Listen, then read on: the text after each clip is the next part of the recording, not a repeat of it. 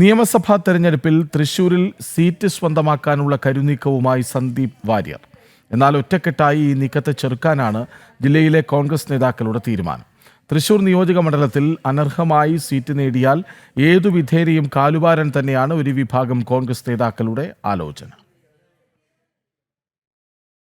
കഴിഞ്ഞ ദിവസം തൃശൂർ DCC ഓഫീസിൽ നടന്ന യോഗത്തിലാണ് സന്ദീപ് വാര്യർക്കെതിരെ പരസ്യ വിമർശനവുമായി ഒരു വിഭാഗം കോൺഗ്രസ് നേതാക്കൾ രംഗത്ത് വന്നത്.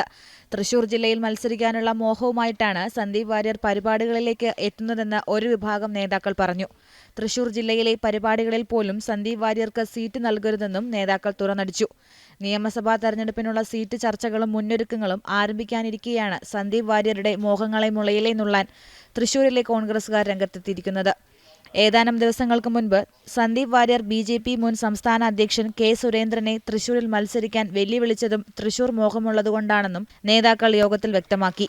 തൃശൂർ ജില്ലയിലെ ഓരോ സീറ്റുകളിലേക്കും കോൺഗ്രസിലെ നിരവധി നേതാക്കളാണ് കണ്ണുനട്ടിരിക്കുന്നത്. സന്ദീപ് വാര്യരുടെ കടന്നുവരവ് ഇവരുടെയൊക്കെ ആഗ്രഹങ്ങളുടെ കടക്കിൽ കത്തിവെക്കുമോ എന്ന ആശങ്കയിൽ നിന്നാണ് DCC യോഗത്തിലെ തുറന്നു പറച്ചിലുകളിലേക്കും ആരോപണങ്ങളിലേക്കും വഴിവെച്ചിട്ടുള്ളത്. സന്ദീപ് വാര്യർക്ക് നേതൃത്വം തൃശൂരിൽ സീറ്റ് നൽകിയാൽ കോൺഗ്രസിനുള്ളിൽ വലിയ പൊട്ടിത്തെറിയുണ്ടാകുമെന്ന കാര്യം ഇതോടെ ഉറപ്പായി. ജനം, തൃശൂർ.